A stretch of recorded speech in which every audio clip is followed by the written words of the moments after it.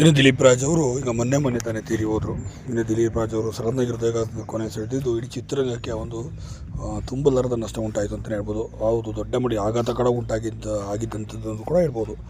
ಏಕೆಂದರೆ ಯಾರು ಕೂಡ ಊಹಿಸೋಕ್ಕಾಗದಿರೋಂಥ ಇದಾಗಿತ್ತು. ಫಿಟ್ನೆಸ್ ಕೂಡ ಮೇಂಟೈನ್ ಮಾಡಿದಂಥ ವ್ಯಕ್ತಿನೇ ಈ ರೀತಿ ಸಾವನ್ನಪ್ಪಿದ್ದು ಚಿತ್ರರಂಗಕ್ಕೆ ಒಂದು ದೊಡ್ಡ ಮಟ್ಟಿಗೆ ಶಾಕ್ ಎದುರಾಗಿದ್ದು ಅಂತ ಸಹ ಇದನ್ನು ಹೇಳ್ಬೋದು. ಇನ್ನು ಇದೇ ಥರ ಸಾಲಿನಲ್ಲಿ ಇನ್ನೊಬ್ಬರು ಬಿಗ್ ಬಾಸ್ನಲ್ಲಿ ಕಾಣಿಸ್ಕೊಂಡು ನಟಿ ಆತ್ಮಹತ್ಯೆಗೆ ಶರಣಾಗಿರೋಂಥದ್ದು ಅವರು ಬೇರೆ ಯಾರಲ್ಲ, ಜಯಶ್ರೀ ಅವರು. ಇನ್ನು ಜಯಶ್ರೀ ಅವರು ಸಿನಿಮಾ ರಂಗದಲ್ಲಿ ಸಾಕಷ್ಟು ಹೆಸರು ಮಾಡಬೇಕು ಕನಸುಗಳನ್ನು ಇಟ್ಕೊಂಡಂಥ ಇವರು ಬಿಗ್ ಬಾಸ್ಗೆ ಕೂಡ ಬಂದು ನಾನು ಒಳ್ಳೆ ಹೀರೋಯಿನ್ ಆಗಬೇಕು ಅಂತ ಅಂದ್ಕೊಂಡಿದ್ದೀನಿ ಅಂತೇಳಿ ಸುದೀಪ್ ಅವರ ಮುಂದೆ ತಾನೇ ಈ ಹುಡುಗಿ ಹೇಳ್ಕೊಂಡಿದ್ಲು.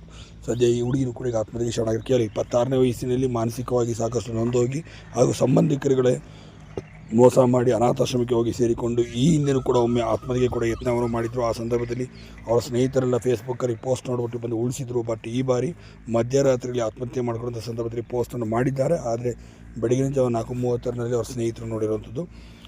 ಹಾಗೆ ಅನಾಥಾಶ್ರಮಕ್ಕೆ ಹೋಗೋದ್ರೊಳಗಡೆ ಜಯಶ್ರೀ ಅವರ ಜೀವ ಹಾರಿ ಹೋಗಿತ್ತು.